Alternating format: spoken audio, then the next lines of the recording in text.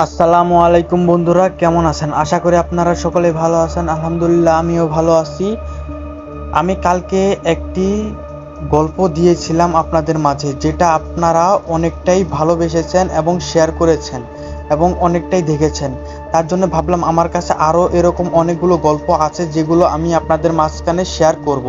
তার জন্য আজকে চলে আসছি নতুন একটা গল্প নিয়ে। তো চলুন কথা না বাড়িয়ে শুরু করা যাক। বাংলাদেশের এক প্রত্যন্ত গ্রামের নাম ছিল শালবন। গ্রামটি ছিল শান্ত, কিন্তু গ্রামের এক প্রান্তে একটি বিশাল পুরনো বটগাছ ছিল। সেখানে সবাই কালো বটগাছ বলে ডাকত। গ্রামের বৃদ্ধরা বলতো সূর্য ডোবার পর ওই গাছের কাছে যাওয়া নিষেধ, কারণ বহু বছর আগে সেখানে এক অদ্ভুত ঘটনা ঘটেছিল। কেউ জানতো না ঘটনাটা কি, কিন্তু গ্রামের সবাই ভয় পেত। রাত হলে গাছটার আশেপাশে কুকুর পর্যন্ত যেত না। একদিন শহর থেকে আরিফিন নামে একজন যুবক তার নানার বাড়িতে এলো। আরিফিন ছিল ইউটিউবার। সে ভৌতিক গল্প ও রহস্যময় জায়গা নিয়ে ভিডিও বানাতো। গ্রামে আসার পর থেকেই সে কালো বটগাছটার গল্প শুনতে লাগলো। এক রাতে সে তার নানাকে জিজ্ঞেস করলো, নানা, সবাই এই গাছটাকে ভয় পায় কেন? দীর্ঘ নিঃশ্বাস ফেলে বললেন, বাবা, কিছু জিনিস না জানাই ভালো। আরিফিন হেসে বলল, আমি এসব বিশ্বাস করি না। নানা চুপ করে গেলেন। পরদিন বিকেলে আরিফিন ক্যামেরা নিয়ে বটগাছের কাছে গেল। গাছটা দেখে তারও একটু অদ্ভুত লাগলো। গাছের ডালপালা এত বড় ছিল যে পুরো জায়গা অন্ধকার করে রেখেছিল। গাছের নিচে দাঁড়াতেই তার মনে হলো যেন কেউ তাকে দেখছে, কিন্তু চারপাশে কেউ ছিল না।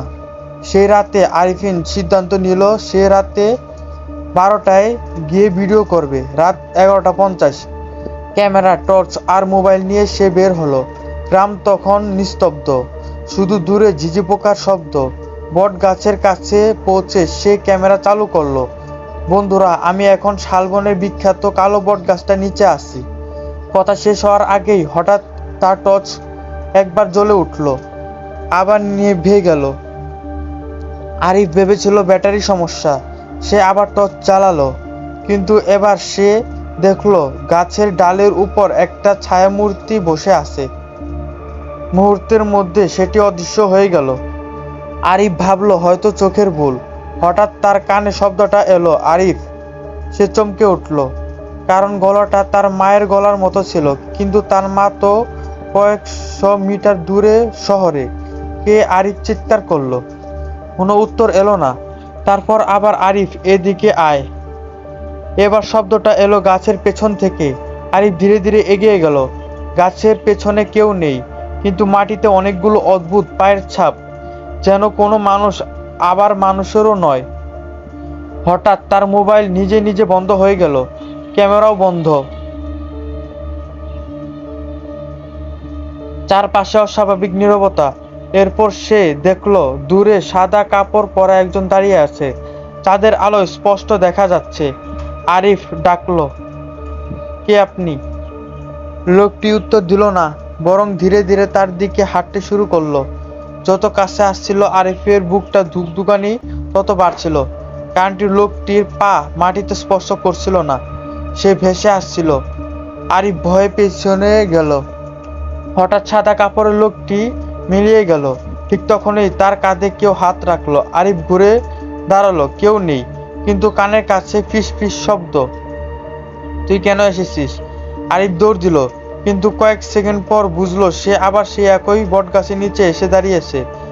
সেদিকেই যাচ্ছে, আবার ফিরে আসছে, যেন সে কোনো অদৃশ্য ফাঁদে আটকা পড়েছে। হঠাৎ চারপাশে কুয়াশা ছড়িয়ে পড়ল, আর সেই কুয়াশার ভেতর থেকে অসংখ্য ছায়ামূর্তি বের হতে লাগলো।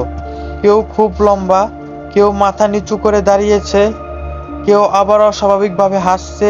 আরিফ কাঁপতে লাগলো। তার মনে হলো এরা মানুষ নয়।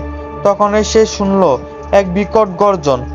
গাছের সবচেয়ে বড় ডালটা নড়ে উঠল, আর সেখান থেকে নামলো এক বিশাল কালো অবয়ব। তার উচ্চতা প্রায় 10 ফুট।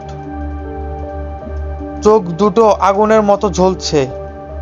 মুখ দেখা যায় না, শুধু অন্ধকার। মূর্তিটি ধীরে ধীরে বলল, অনেক বছর পর কেউ আমার ঘুম ভাঙিয়েছে। আরিফের শরীর ঠান্ডা হয়ে গেল। সে দৌড় দিতে চাইল, কিন্তু তার পা যেন মাটিতে আটকে গেছে। জিনটি আবার বলল, যারা আমাকে এখানে আসে তারা ফিরে যায় না। চারপাশে ছায়ামূর্তিগুলো একসাথে হাসতে শুরু করলো। হাসির শব্দে পুরো জঙ্গল কেঁপে উঠল। আরিফ মরিয়া হয়ে চোখ বন্ধ করে দোয়া পড়তে শুরু করলো।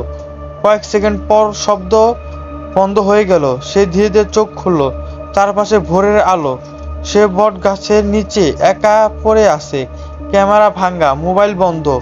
কোনো মতে বাড়ি ফিরে এলো। কিন্তু ঘটনা এখানে শেষ হয়নি। সেই রাতের পর থেকে প্রতি রাত 12টায় সে জানালার বাইরে এক জ্বলন্ত চোখ দেখতে শুরু করলো। প্রথমে সে ভাবলো স্বপ্ন, কিন্তু একদিন সাহস করে ছবি তুললো। ছবিতে স্পষ্ট দেখা গেল কালো বট গাছের সেই জিন তার জানালার বাইরে দাঁড়িয়ে আছে। পরদিন সকালে আরিফ গ্রাম ছেড়ে শহরে চলে গেল, কিন্তু আজও তার ইউটিউব চ্যানেলে সেই অসম্পূর্ণ ভিডিওটি রয়েছে। ভিডিওর শেষে 5 সেকেন্ডে হঠাৎ করে মোবাইলটি আকাশে উড়ে যায় এবং দুটি লাল বর্ণের চোখ দেখা যায় সেখানে। দর্শকরা সেটি দেখে বলে তারা নাকি দুটি লাল চোখ দেখেছে, আর সেখানে ভিডিওটি বন্ধ হয়ে যায়। আর সেই কারণেই শালবনে আজও সূর্য ডোবার পর কোনো মানুষ যায় না। যত প্রয়োজনই হোক না কেন সেখান দিয়ে কোনো মানুষই যায় না। আর এটাই ছিল আমার গল্প। বন্ধুরা, কেমন হয়েছে? আশা করি আপনাদের ভালো লাগবে। আমি আরও গল্প সংগ্রহ করার চেষ্টা করতেছি। যদি সময় পাই আপনাদের মাঝে শেয়ার করব। ততদিন পর্যন্ত সাথে থাকুন, পাশে থাকুন। আসসালামু আলাইকুম রহমতুল্লাহি ওয়া বারাকাতুহু।